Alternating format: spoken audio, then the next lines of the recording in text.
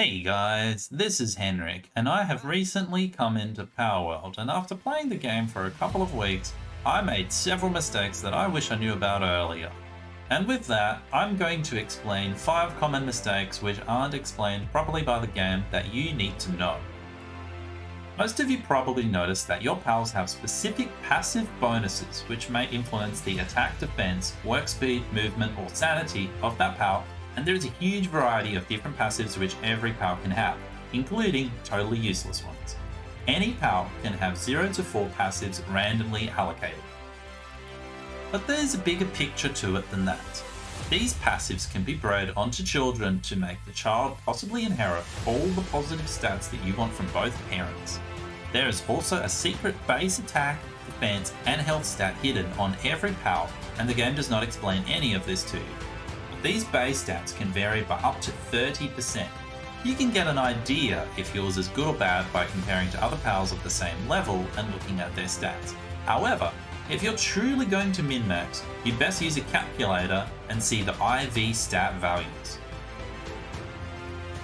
Just because you found a shiny Fox Sparks early on with Lucky and Musclehead as passives resulting in a 45% damage boost, that doesn't mean you necessarily want to invest everything into it, including duplicates and pal souls. You can easily breed that into a significantly better pal. And that leads me on to my second point.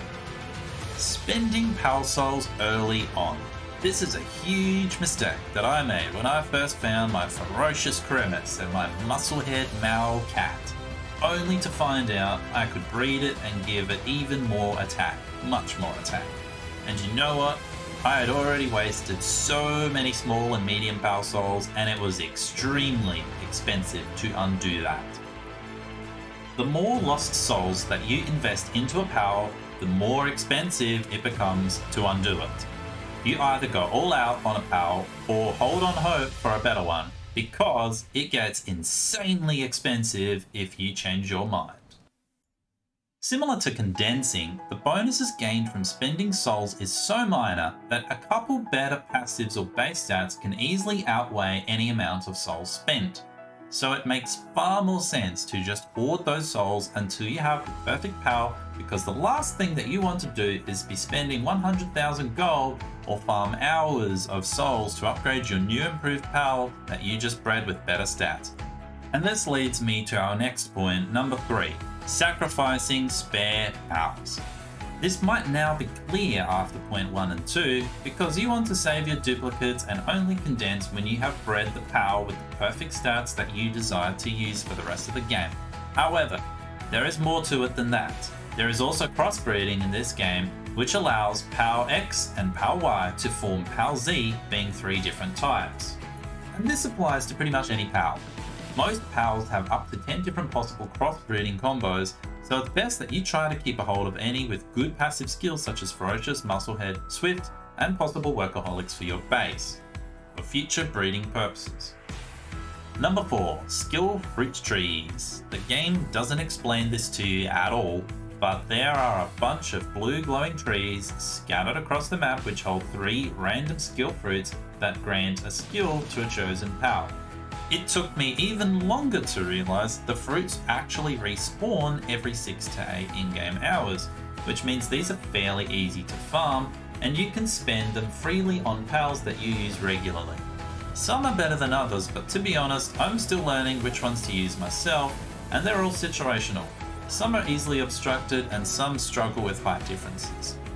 Something you really should do is mark every skill tree you find with a marker on the map, and revisit it regularly and pick the fruits and hoard them in some of your chests.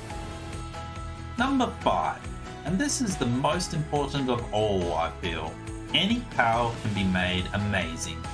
Don't feel pressured by tier lists, friends, or which pals may have higher base stats than others, because every pal can be turned into an absolute killing machine and defeat all the bosses in the game, even on hard mode for you.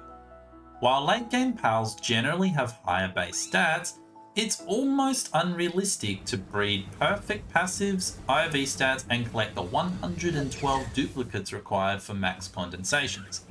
However, it's actually quite realistic to do this on the more common lower level pals in the game in just a couple of days.